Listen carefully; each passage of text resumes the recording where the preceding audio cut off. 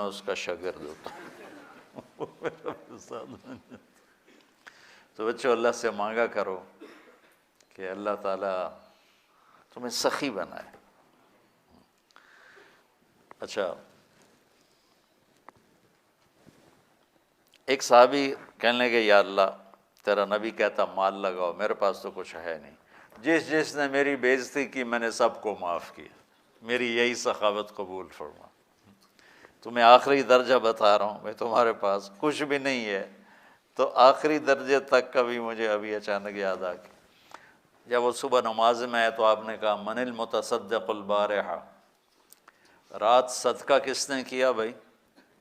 سارے چپ رہے، وہ بھی نہیں بولا۔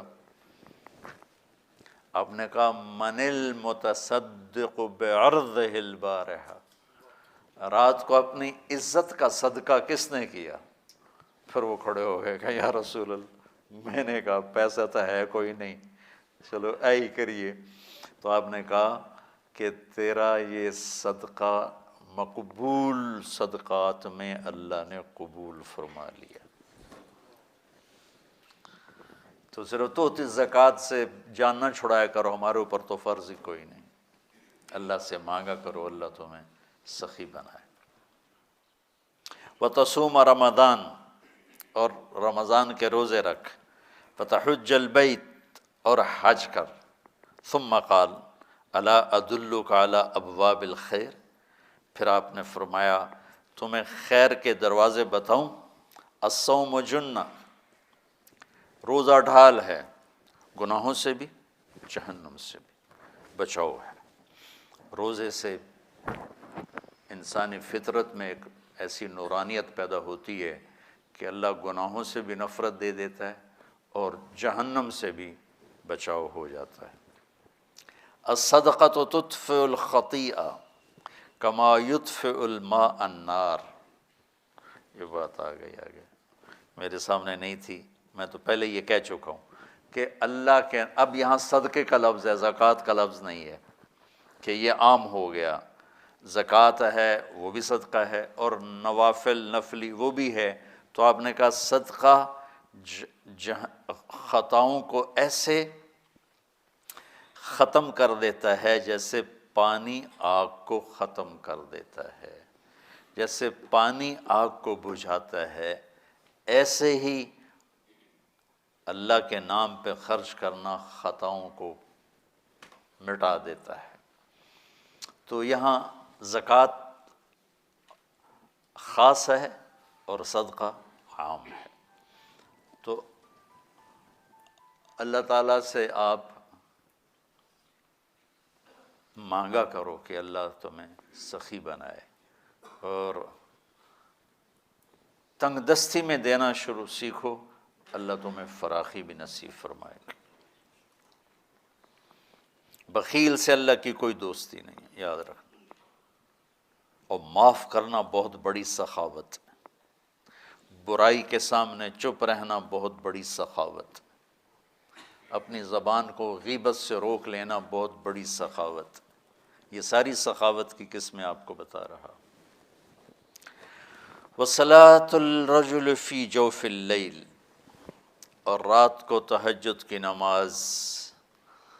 پھر آپ نے یہ آیت پڑھی تتجافی جنوبہم عن المضاجع، کہ ان کے پہلو جدا رہتے ہیں بستروں سے۔ پھر آپ نے کہا ثم قال الا ادلک برأس الامر وعمودہ وذروۃ سنامہ، دوبارہ سنو، الا ادلک برأس الامر، تمہیں سرے کی بات بتاؤں، وعمودہ، اور جس پر عمارت قائم ہوتی ہے وہ ستون ہوتا ہے نا، تو ستون سے مراد پوری عمارت اسلام ہو گیا، کہ تمہیں سرے کی بات بتاؤں راس الامر، اور تمہیں ستون بتاؤں یعنی پوری عمارت جس پر قائم رہے وہ عمل بتاؤں، وذروۃ سنامہ، وہ سب سے اوپر درجے کا عمل بتاؤں۔ اونٹ کی کوہان سنام ہوتی ہے نا، تو اس کی بلندی کو. سب سے اونچا عمل بتاؤں؟ قلت بلا یا رسول اللہ. کہا یا رسول اللہ ضرور.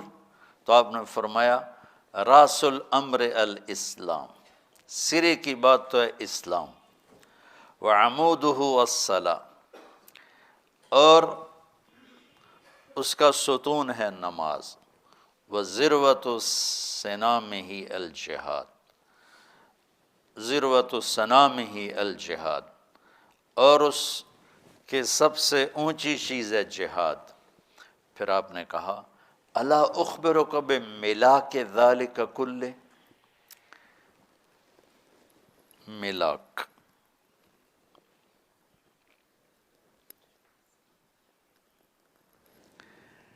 ساری چیز کا خلاصہ بتاؤں؟ جتنی تمہیں نصیحت کی ہے اس ساری کا نچوڑ بتاؤں؟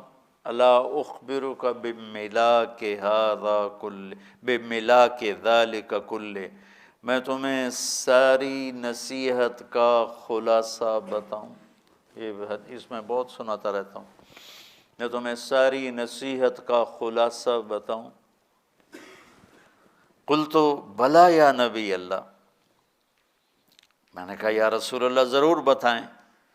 فاخذ بلسانہ، اللہ اکبر. یہ مضمون پہلے میں آپ سے بیان کر چکا ہوں. فقال کف علیک ھذا، معاذ اسے قابو میں رکھنا، اپنے اوپر قابو پانا. اچھا آپ یہ بھی تو کہہ سکتے تھے نا کف لسانک، اپنی زبان پہ قابو رکھا کر. یہ کیوں کیا؟ اس طرح عملی طور پہ کیوں کیا؟ اور کس کو؟ معاذ کو. معاذ کون ہے؟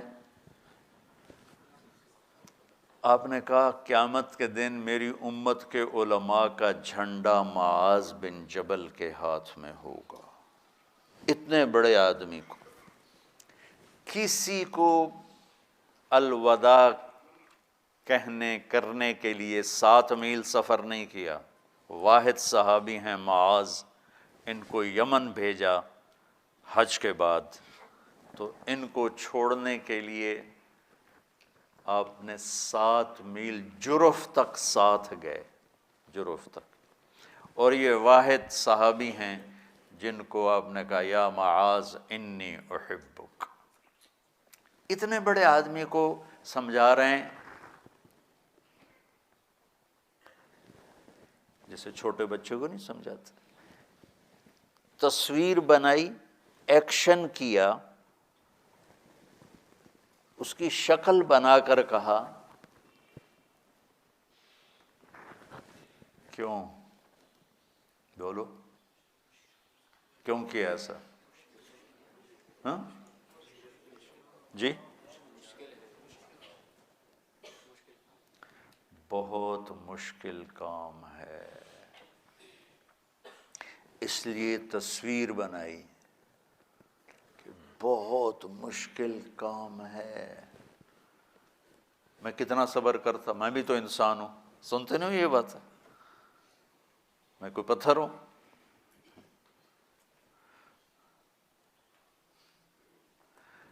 تو میرے نبی نے یوں کیا، زبان پہ قابو. دیکھو جس سے کوئی تعلق نہیں ہوتا نا، اس کی واہیات بکواس سن کے کوئی خاص اثر نہیں ہوتا. جہاں تعلق آ جائے گا، کل کو آپ کی شادیاں ہوں گی، بیوی سے کوئی بات سننے کو مل گئی تو سب سے زیادہ غصہ آپ کو چڑھے گا. دیکھو میں ہاتھ جوڑتا ہوں، اور اپنے گھروں میں نبی والی زندگی لانا چاہتے ہو. کیا کہا میرے نبی نے کہ شریف آدمی اپنی بیوی کو عزت دیتا ہے اور کمینہ آدمی اپنی بیوی کو دبا کے رکھتا ہے. اور میں کمینہ بن کے نہیں رہنا چاہتا، میں عزت والا بن کے رہنا چاہتا. بھائی بولے گا نا تو تمہیں آگ لگ جائے گی، کوئی رشتہ دار قریبی بولے گا تمہیں آگ لگ جائے گی، کوئی چھوٹا بولے گا تمہیں آگ لگ جائے گی. میں تمہاری ڈانٹ ڈپٹ کروں تو تم میرے سامنے یوں کھڑے رہو گے لیکن ادھر جا کر ضرور کہو گے سب کو کہتے ہیں بڑے اخلاق اور اپنا حال دیکھو کیا میری تم برداشت کر لو گی، لیکن تمہیں بیوی کی برداشت نہیں ہوگی، تمہیں بھائی کی برداشت نہیں ہوگی، تمہیں بہن کی برداشت نہیں ہوگی، اور پھر تمہیں خاص طور پر اولاد کی برداشت نہیں ہوگی۔ ماں باپ کی شاید تم کر لو بھائی ٹھیک ہے، ماں ہے باپ، جو برابر کے رشتے ہیں، جو چھوٹے رشتے ہیں، خاص طور پر ویسے تو ہر آدمی جب برا بھلا کہتا ہے تو آدمی جواب دیتا ہے، لیکن یہ ان رشتوں سے اگر کوئی بات آئی تو آپ کو آگ لگا دی۔ دیکھو تم میری اولادوں میں ہاتھ جوڑتا ہوں، اللہ کے واسطے ٹیپ لگانا سیکھ۔ اس لیے معاذ سے کہا کف علیک ھذا، یہی کف علیک ھذا۔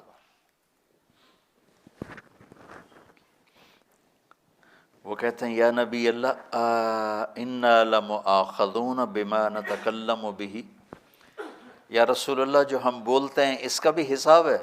کسکلت کا امک یا معاذ، ارے معاذ تیرا بھلا ہو۔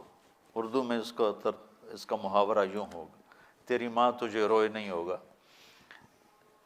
وہ تو ترجمہ ہو گیا۔ اگر محاورے کو محاورے میں بدلنا ہے تو پھر ارے معاذ تیرا بھلا ہو۔ یہ تنزیہ کہا جاتا ہے جب تھوڑی سی بات کوئی اوپر نیچے کوئی کرے نا، ارے معاذ تیرا بھلا ہو۔ کیا کہہ رہا ہے؟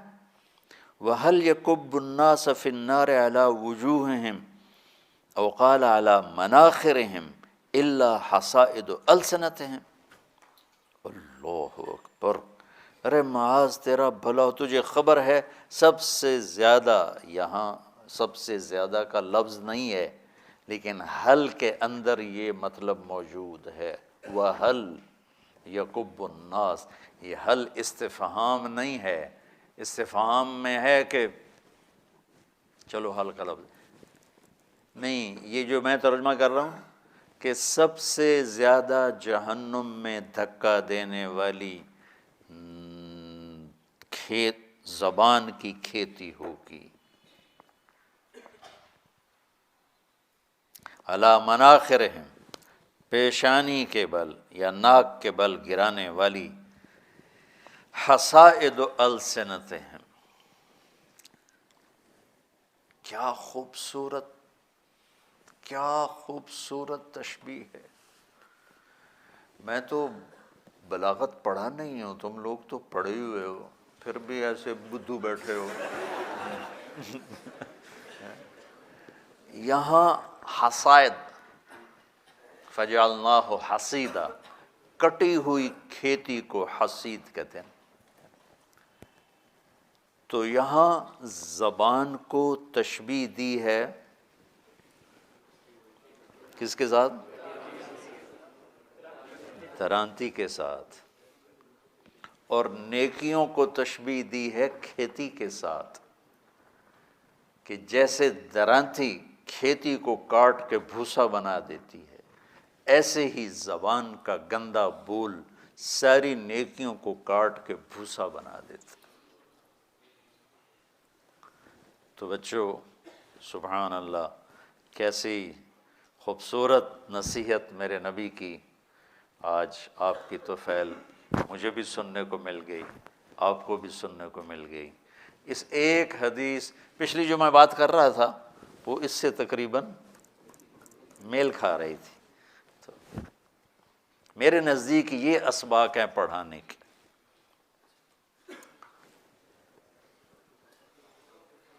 کوئی رفع یدین چھوڑنے سے جہنم میں تو نہیں جائے گا نا، اور رفع یدین کرنے سے کوئی جہنم میں تو نہیں جائے گا، نہ کرنے والے بھی جنت میں جائیں گے، کرنے والے بھی جنت میں۔ تو اس میں لڑائی کیا؟ قبلے کی طرف منہ کرنا مستحب ہے یا مکروہ ہے، اسی پر ہی ہفتہ ہفتہ دلائل چلتے رہتے۔ حالانکہ مطلب کتنی یہ ظلم والی بات ہے۔ میں چونکہ علماء یہ کرتے ہیں تو اس لیے میں ظلم کا لفظ استعمال کر رہا ہوں بڑے ادب کے ساتھ۔ کتنی ظلم والی بات، ایک وہ نو مسلم مسلمان ہوا تو پیشاب کرنے لگا تو ادھر منہ کرتا، وہ ادھر قبلہ ہے قبلہ ہے، اس نے ادھر منہ کیا، وہ ادھر پرانا قبلہ ہے پرانا قبلہ ہے، اس نے ادھر منہ کیا، کو قبلے نو کنڈ ہو گئی کنڈ ہو گئی، پھر اس نے ادھر منہ کر کے پیشاب کیا۔ جب وہ گھر گیا تو بیگم بھی مسلمان ہو گئی تو کہنے لگی بسم اللہ بسم اللہ، کہنے لگا بسم اللہ تا کر رہے ہیں تو پیشاب کر دی واری تینوں لگ پتہ جانا